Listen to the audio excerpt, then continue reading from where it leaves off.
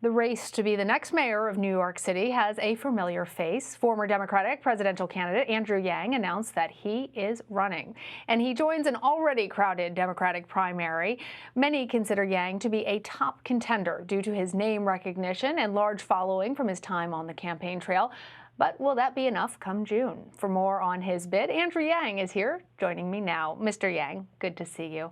So, you had, by many measures, a successful primary. Even if not victorious, you became friendly with several of the other candidates. And following your election, your name was actually discussed for potential cabinet roles. So why are you running for New York mayor instead of joining the Biden-Harris administration? Well, first, let's celebrate the inauguration of Joe Biden and Kamala Harris. I'm still riding high from that, Lana.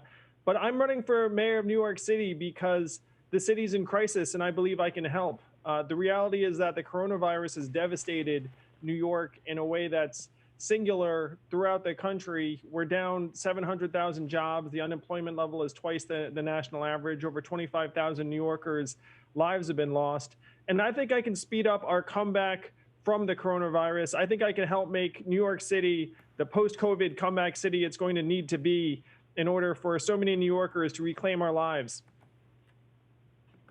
So let's talk about that. I'm wondering what specifically you believe you can do to help New York City recover from the pandemic.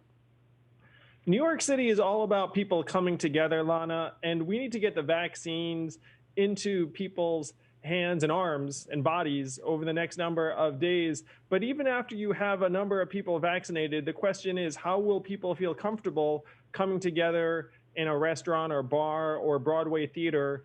And so one way we can accelerate that process is by having a vaccine passport that you can have on your smartphone, where you can just very quickly demonstrate that you've been vaccinated. Then you can go into that restaurant or venue and then take your mask off and literally breathe easier, knowing that everyone there has been vaccinated. That's the kind of measure that New York City is going to need to accelerate the comeback. Because the city is dependent upon people feeling confident they can come together. As one number, we're missing 60 million tourists who supported over 300,000 jobs here in New York. I think that I can accelerate the process through which people feel excited to come back to New York. And what about vaccinations? We know that New York City has struggled to keep pace with the number of people who are in the categories that are currently eligible to receive vaccines, and that there simply isn't enough supply either in the state or in the city. What would you do about that? It's immensely frustrating for so many New Yorkers, Lana. People had their appointments canceled. And to me, it's common sense that you would want New York City, which is the most densely populated city in the country, to have these vaccines at least as early as any other part of the country. So we need to be moving heaven and earth to get vaccines to folks right here in New York City. And then as they get vaccinated, the hope is that we can streamline this process, because right now people are frustrated. It's a bit of a hodgepodge in terms of being able to figure out where you should go to get vaccinated and when.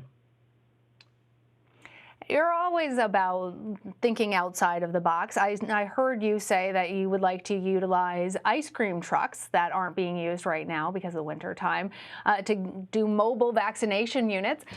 Trevor Noah says that you stole that ice cream truck idea from him. Care to respond?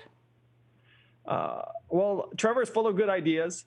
But it's not a new idea for either Trevor or me. There are actually communities that are already repurposing ice cream trucks to distribute vaccines, because they have obviously refrigeration capacity and many of them aren't in use right now. So we need to be trying to get vaccines to people in their neighborhoods. The reality is that many New Yorkers aren't that mobile. They may be old and infirm. They might not be able to easily hop on a subway or bus.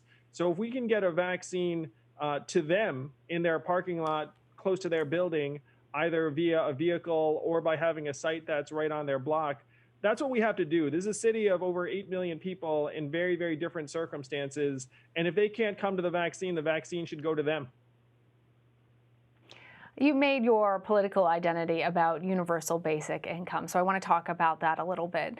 At the municipal level, most analysts say that it isn't sustainable. So under your plan, which New Yorkers could expect to actually see checks, and which New Yorkers would ultimately pay for it?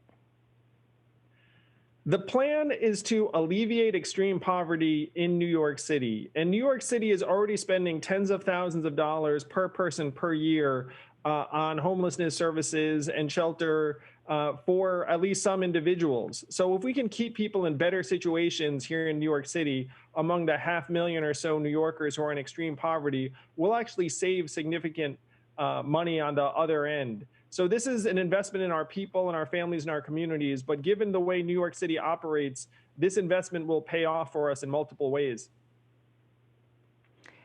You're Andrew Yang.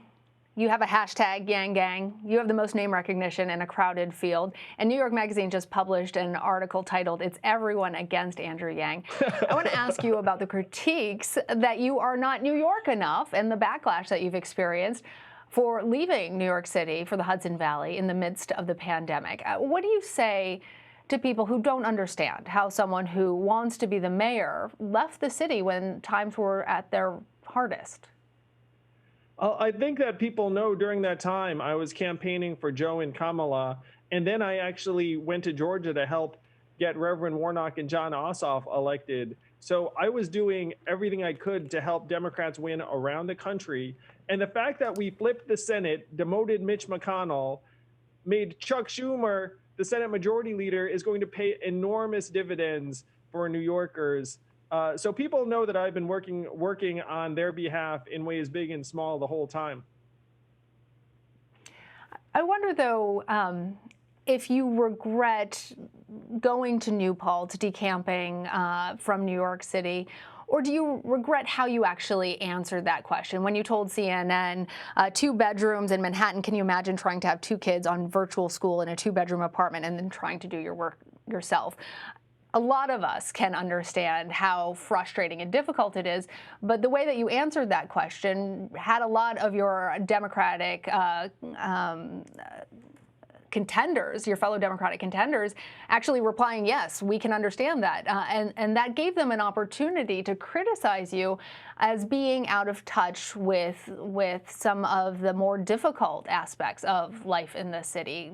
So do you regret actually how you answered that question?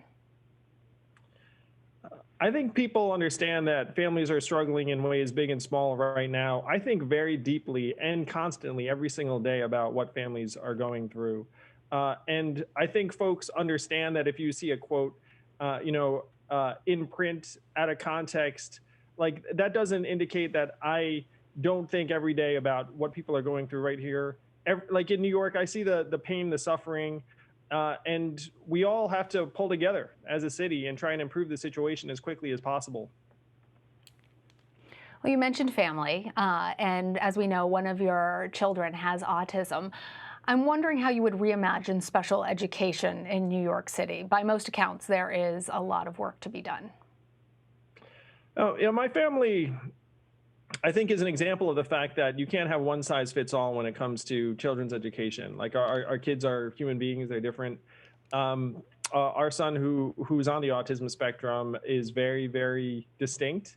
I think that many parents know that at this point, special needs is the new normal, and that's something that I said constantly over my presidential campaign, and it's very, very true here in New York. I think our schools should be more tailored and individualized. I know that sounds resource intensive, but this is another example where if we invest in our people, it will pay off, because the gulf between having a child who is on the path to success and then one that falls through the cracks is enormous for our society. And so if we make that investment early on, we'll actually get it back many times over. Well, I want to talk to you about the mechanics of the election. You would become the first Asian American mayor of New York City.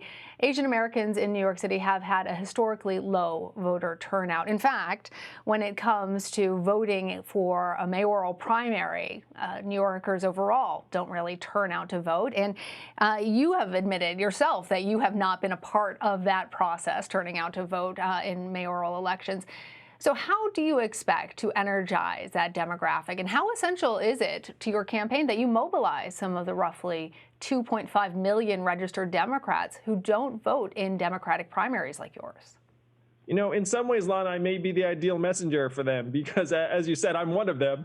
I'm one of the approximately like 85% of registered Democrats in New York that has not engaged in mayoral politics. But the city's in crisis. We know we need to step up, and hopefully many of those people are going to vote on June 22nd in the Democratic primary. We can turn the city around, and we know we need a different form of leadership in the city. We know that the folks who've been embedded in city government have not been coming through. I believe I can help. I'm an entrepreneur, a builder. I'm solutions oriented. I'm going to help move our city in a better direction. And I have a feeling hundreds of thousands of registered Democrats in New York City are very, very engaged and are going to vote on June 22nd. We're going to see a different form of leadership right here in New York. All right, Andrew Yang, thank you for coming on the show. Pleasure speaking with you. Let's do it again. Thanks, Lana. It was a pleasure. Have a great weekend.